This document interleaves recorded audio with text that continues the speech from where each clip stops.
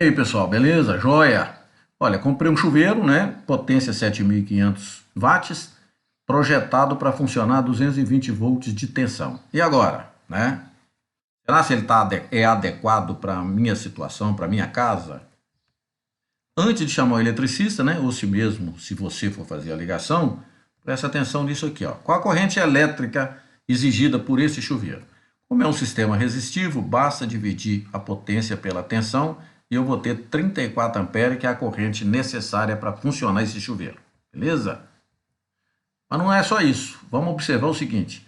Olhe lá na conta de luz, né? Ou se você já tem uma facilidade maior, vê se o sistema é bifásico, monofásico, trifásico.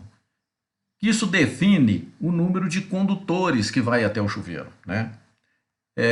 Meu caso é um bifásico 220 volts. Então, no meu chuveiro, né, como tem duas fases só, não tem o neutro, são só duas fases que vai até o chuveiro, então isso significa dois condutores carregados. O terra não conta, beleza? Aqui, ó, tem uma tabelinha que mostra isso, ó lá. Duas fases sem o neutro. Então, dois condutores carregados, que é o meu caso. A tabela 36, depois eu vou deixar o site disso aqui, tabela 5410. O que ela mostra? Ela mostra qual é a bitola do fio, né, necessária para poder atender a corrente, tá certo? Lembra que nós precisamos, para funcionar o chuveiro, de 34 amperes. É aquela continha. 34 amperes. Se eu olhar a tabela que eu vou mostrar na sequência, lá tem 32 amperes e depois 41. E eu preciso de 34, então eu vou utilizar 41 para definir a bitola do fio, né, a grossura do fio. E se eu cruzar na tabela 41 lá, com dois condutores, eu vou chegar em 6 milímetros, né? Bitola mínima necessária para atender o chuveiro. Vou mostrar a tabela aqui agora, ó. Olha lá, dois condutores carregados, 41 amperes, 6 milímetros quadrados é a bitola do fio. Joia? Mas tem um outro detalhe ainda, que é chamado de fator de correção. O que significa o tal fator de correção? Vou resumir. Se você tem um circuito só passando pelo conduíte, o fator de correção é 1. Né? Não vai mudar nada, porque você só tem um circuito. Mas à medida que você aumenta o número de circuitos, é preciso corrigir isso aí, devido ao aquecimento, né, e a menor eficiência na condução da corrente. Talvez eu tenha que trocar o cabo, né, de condução. O ideal é que os cabos do chuveiro tenham um conduíte exclusivo, saindo do disjuntor e indo direto até o chuveiro.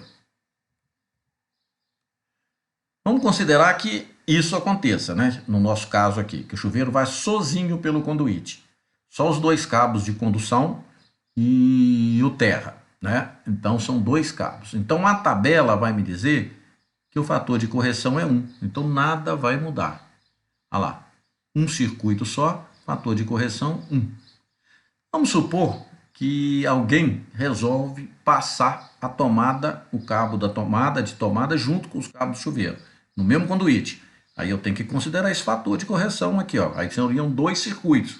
Então tem que multiplicar por 0,80, né, 80%, aquele cálculo que eu fiz anteriormente da corrente, tá certo?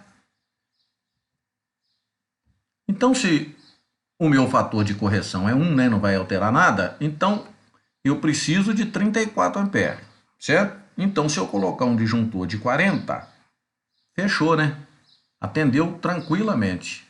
O cabo, na verdade, suporta até 41. Não vai passar 41, vai passar 34.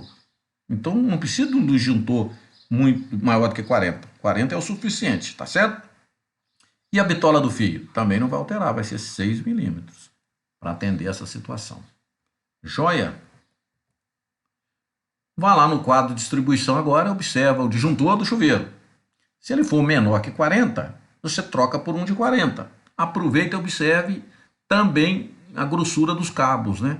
Que vai levar a energia para o chuveiro. 6 milímetros é o mínimo. Se tiver 4 milímetros, você troca o cabo ou troca o chuveiro. Beleza? O disjuntor você compra um, se for menor que 40 amperes, você troca por um de 40. No meu caso, eu uso esse aqui. Essas tabelas ajudam nessas observações. Agora você pode chamar eletricista, ficou mais fácil para você acompanhar o serviço. Beleza? Valeu!